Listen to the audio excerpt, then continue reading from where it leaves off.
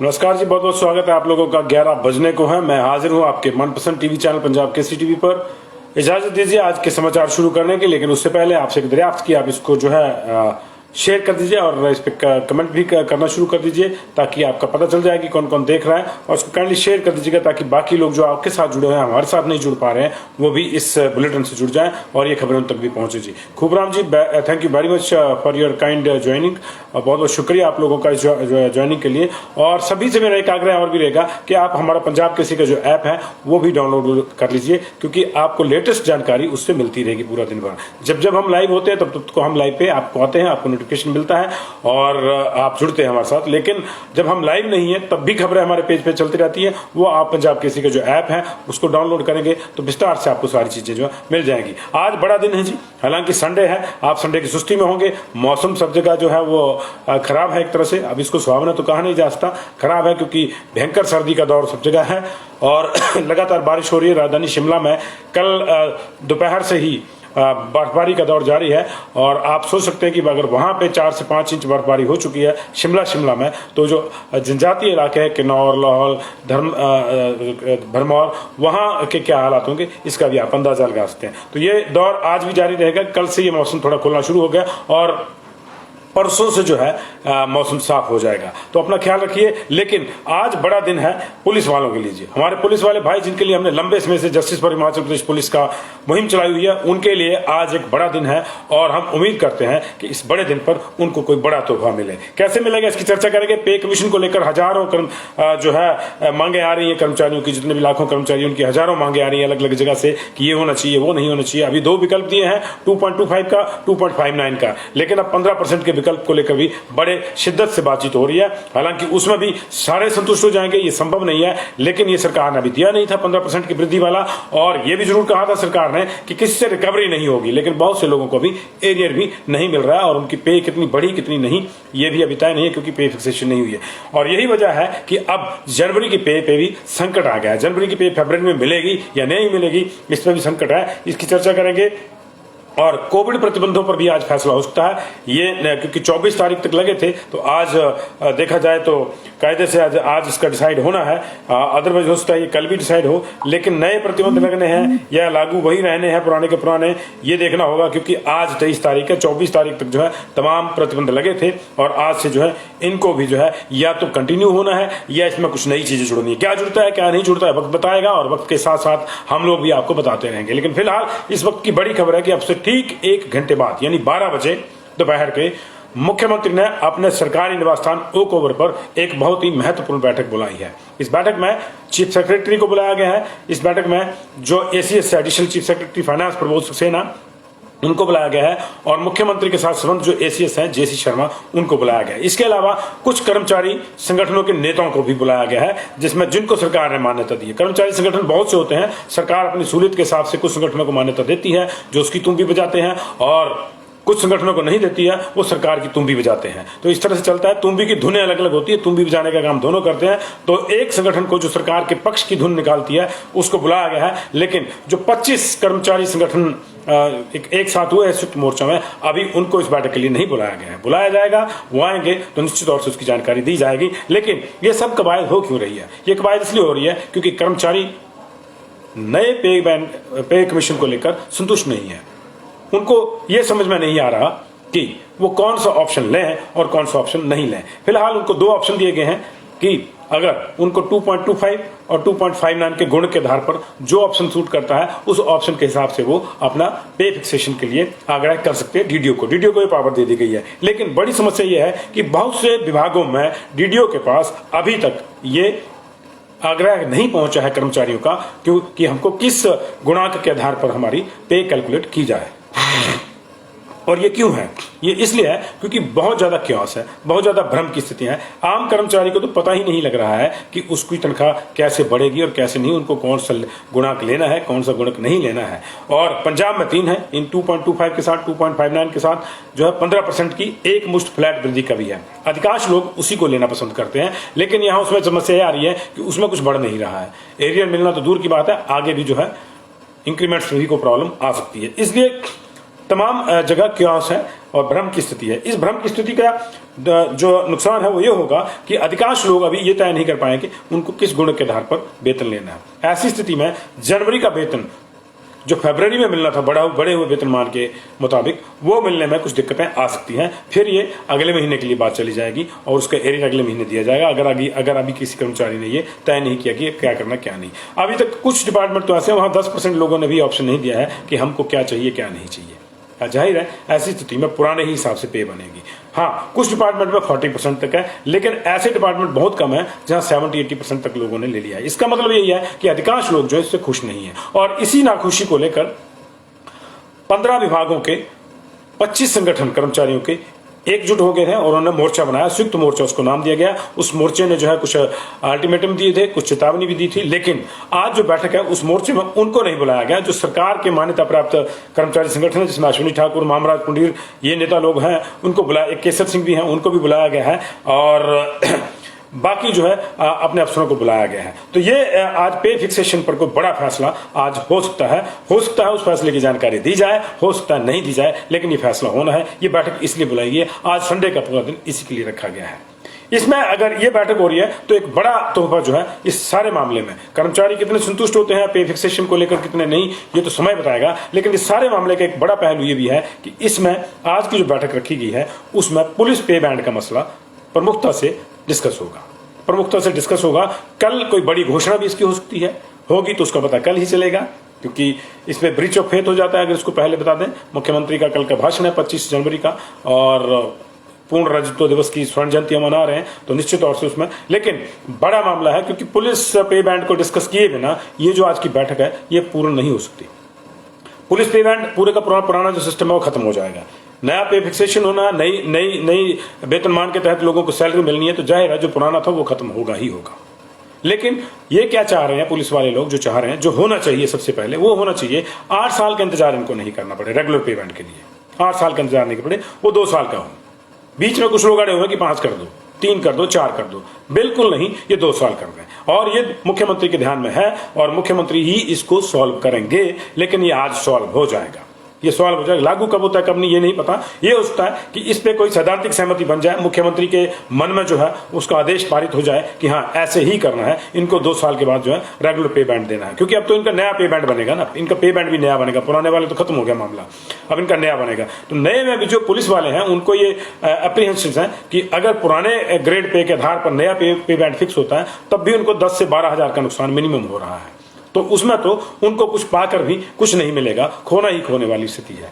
ऐसी स्थिति में नए सिरे से उनकी चीज करनी होगी और इसको जितना जल्दी किया जाएगा वही ज्यादा बेहतर है और वो मुझे लगता है कि आज हो जाएगी। नए जो पे फिक्सेशन है उसके आधार पर ही बाकी चीजें होंगी, लेकिन 2 साल के भीतर इनको जो है बाकियों की तरह रेगुलर जो तनख्वाह है, रेगुलर पे बैंड जिसको कहते हैं, अब तो खैर खत्म हो गए, लेकिन वो मिलना इनको शुरू हो जाए। तो इसकी घोषणा हो सकती है कल, फैसला हो सकता है आज। इसलिए हमने कहा कि हमारे पुलिस के उन 5500 भाइयों के लिए, खासतौर से जो 2015 के बाद जो है भर्ती हुए हैं, क्योंकि कमेटी की रिपोर्ट आ गई है, कमेटी की रिपोर्ट साफ कहती है कि 2012 में जो नियम थे बाकी राज्यों में वही है, हमारे यहाँ वो तोड़ मरोड़ के 2015 से लागू किए गए, फिर उनको 8 साल का जो है इंतजार करवाने की एक नई रवायत डाल दी गई, एक नया नियम लगा दिया गया, जिसका कहीं किसी भी जगह पे पुलिस बल के साथ जो है कोई भी किसी भी राज्य में इस तरह का उदाहरण नहीं है। उनको डे 1 से रेगुलर पे बैंड मिलता है, क्योंकि फोर्स जो है वो अनुबंध पे नहीं हो सकती, पुलिस अनुबंध पे नहीं हो सकती, ठेके पे आप सेना और पुलिस को भर्ती नहीं कर सकते,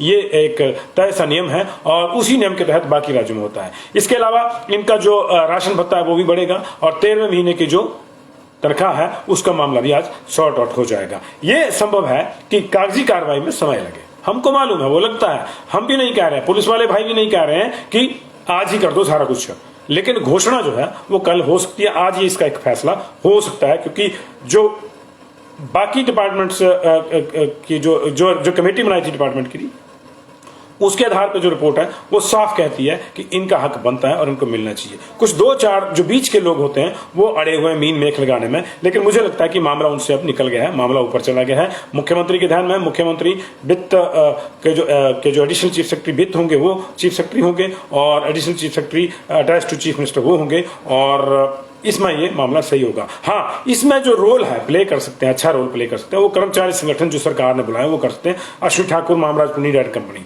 वो अपने ही डिपार्टमेंटों तक सीमित रहेंगे तो फिर वो निश्चित तौर से लोग यही कहेंगे जो अभी भी कह रहे हैं कि वो सरकार के जेबी किस्म के कर्मचारी संगठनों के नेता हैं, यही कहेंगे। लेकिन अगर सबकी बात उठाएंगे तो सब उनके साथ ऑटोमेटिकली जुड़ जाएंगे। ये हर सरकार में होता है कि सरकार के चहेते कर्मचारी नेताओं को मान्यता दी जाती है, उनके संघों को मान्यता दी जाती है, उनको नहीं जाती। ये लंबी लड़ाई है, ये लंबी लड़ाई है। ये ठाकुर रामलाल के समय से चल रही है, तब से चल रही है।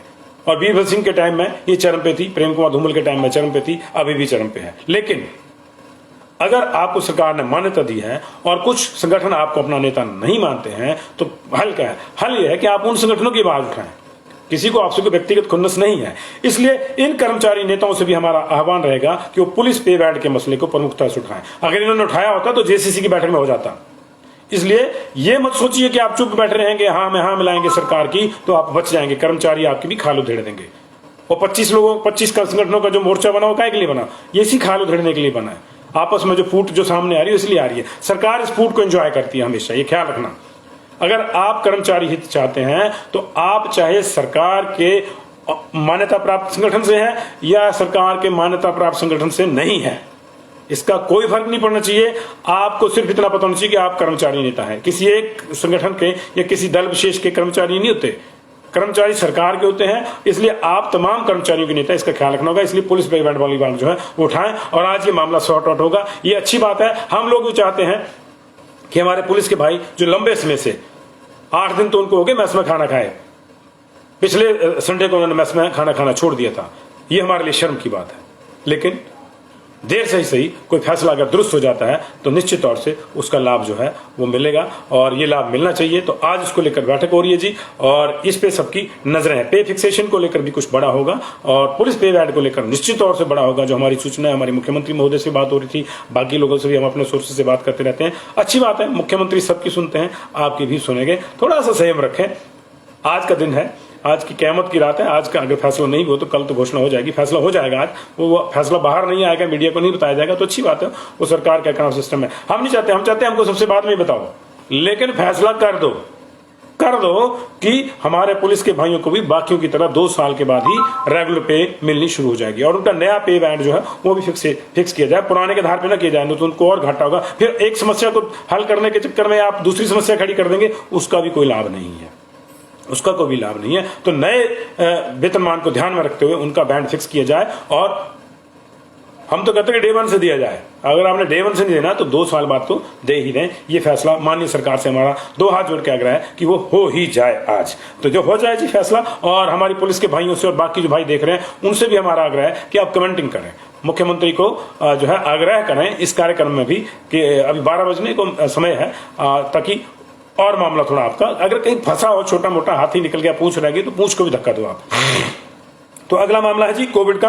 कोविड के प्रतिबंधों को लेकर भी आज कोई फैसला हो सकता है कि उनको एज इट इज जारी रखना है या उन्हें थोड़ी बढ़ोतरी रखनी है। स्वास्थ्य विभाग निश्चित तौर से चाहता है कि बढ़ोतरी हो, लेकिन ये सरकार को ही तय करना है कि बढ़ोतरी हो या नहीं हो, क्योंकि बहुत से बार जो है उनका ध्यान रखना पड़ता है। खासतौर से जब कोविड के प्रतिबंध लगते हैं, खासतौर से जब कर्फ्यू जैसी चीजें लगती हैं, तो जो बिल्कुल गरीब आदमी है, जो सुबह घर से निकलता है भूखे पेट और शाम को कमा के आता है, तब वो और उसके बच्चे और उसका परिवार खाना खाता है, ऐसे लोगों के लिए बड़ी दिक्कत हो जाएगी। जिनको बंधी बंधाई तनख्वाह मिलती है, मेरे जैसों को या सरकारी कर्मचारियों को या जो प्राइवेट में दूसरे हैं मेरी तरह के, उनको जिनको बंधी बंधाई तनख्वाह मिलती है उनको ज्यादा फर्क नहीं पड़ता। सरकारी वालों को फर्क नहीं पड़ेगा, उनके लिए तो एक तरह से जो है 2 दिन अगर कर्फ्यू रहेगा भी तो उनको कोई प्रॉब्लम नहीं होगी। लेकिन प्राइवेट वालों को दिक्कत थोड़ी सी ये हो जाएगी कि उनका वेतन कट सकता है। लेकिन जिसको सुबह उठ के शाम तक कमाना है तब उसका परिवार रात को खाना खाएगा ढंग से, उसके लिए दिक्कत है। तो ऐसी प्रतिबंध भी जो है सरकार सोच समझ के लगाए।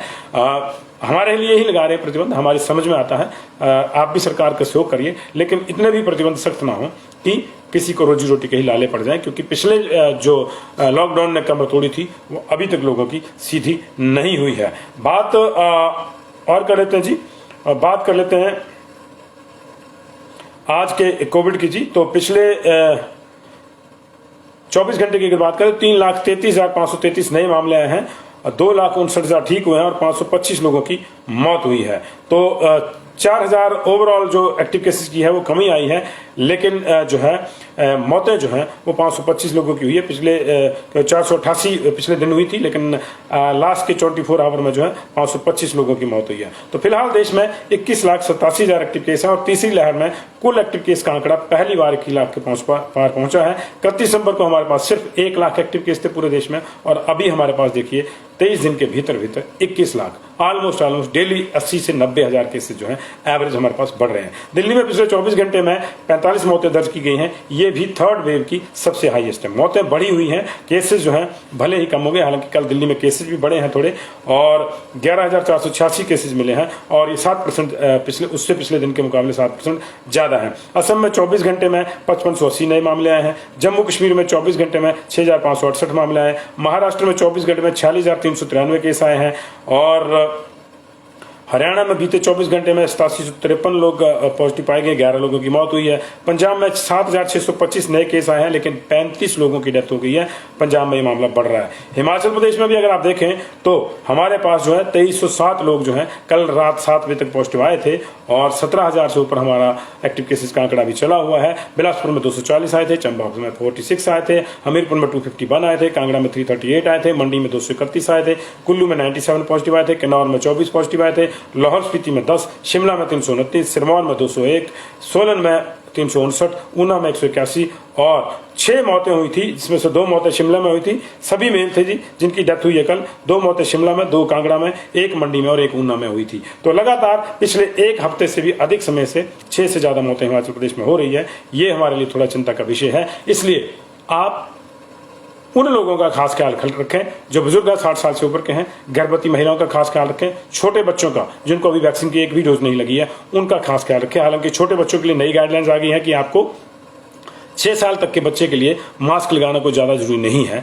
लेकिन ये जो है एक ख्याल रहे कि ओमिक्रॉन जो है अब हिमाचल प्रदेश में पूरी तरह से कम्युनिटी में फैल गया है, कम्युनिटी स्प्रेड इसका हो गया है।